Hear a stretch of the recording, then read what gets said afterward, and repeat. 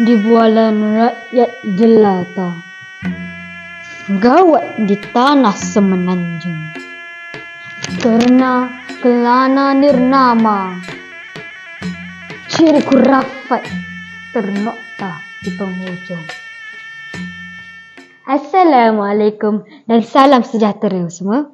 Hai, saya Muhammad Akifai bin Sarizal dari SK Sungai Elang.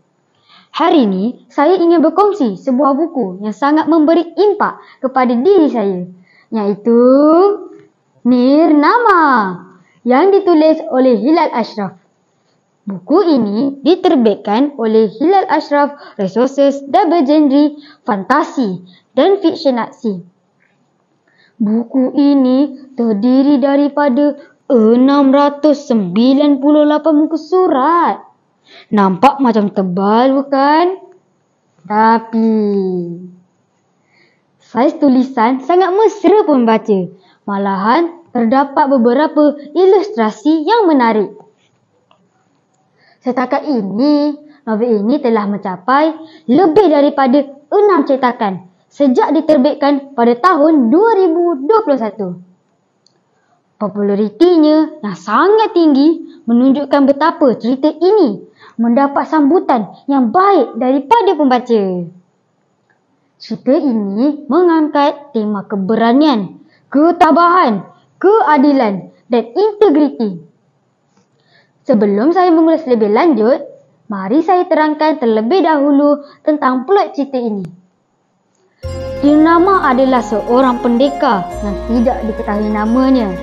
Dia menjadi buah mulut orang ramai kerana sering membantu masyarakat di serata tanah semenanjung dan berani menentang kezaliman orang-orang jagat suci.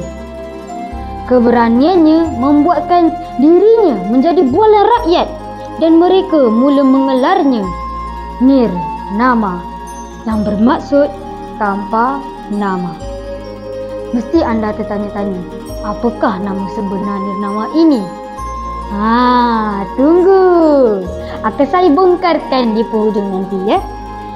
Dalam cerita ini, Nirnama terlibat dalam pelbagai pertempuran dan konflik, termasuk campur tangannya yang menyebabkan wilayah ujung jajahan kerajaan Indira Kayangan jatuh ke tangan kerajaan Semutar Putih. Tindakan ini membuatkan jagat suci pemerintah kerajaan Indira Kayangan semakin sangsi dengan Nirnama dan melihatnya sebagai ancaman. Anda nak tahu apa yang lagi menarik dalam buku ini? Sini sikit.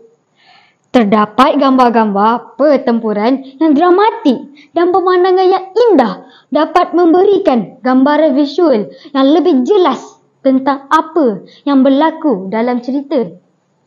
Bukan itu saja kawan-kawan. Buku Nirnama oleh Hilal Ashraf ini menggunakan perkataan hikayat untuk menonjolkan keunikan dan keaslian isi kandungannya.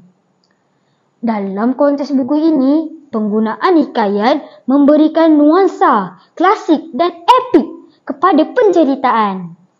Lebih menarik lagi, setiap hikayat akan dimulakan dengan puisi. Contohnya, di hikayat 17. 2, 3, ku sepak raga. Datang sepak, ku sepak juga. 2, 3, keris di dada. Datang lekuk, ku lekuk juga. Wow, sungguh mendalam baik katanya. Para penonton yang budiman, cerita Nirnama ini boleh dikaitkan dengan kehidupan seorang pelajar, khususnya penekanan nilai keberanian dan ketabahan.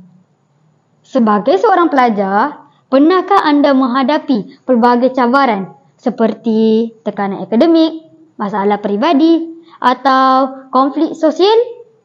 Mengambil inspirasi daripada Nirnama, anda boleh belajar untuk berani menghadapi cabaran dan tidak mudah berputus asa. Kesimpulannya, kisah Nirnama mengingatkan kita bahawa setiap individu walaupun tanpa nama yang dikenali boleh membuat perubahan besar dalam masyarakat. Kawan-kawan masih tertunggu-tunggu apakah nama sebenar di nama ini. Baiklah, saya kongsikan. Nama sebenar beliau adalah Laksamana Tuah bin Bahadur. Selamat membaca dan semoga anda terus terinspirasi oleh kisah-kisah hebat seperti Nirnama. Sampai jumpa di sesi bicara buku yang akan datang. Terima kasih.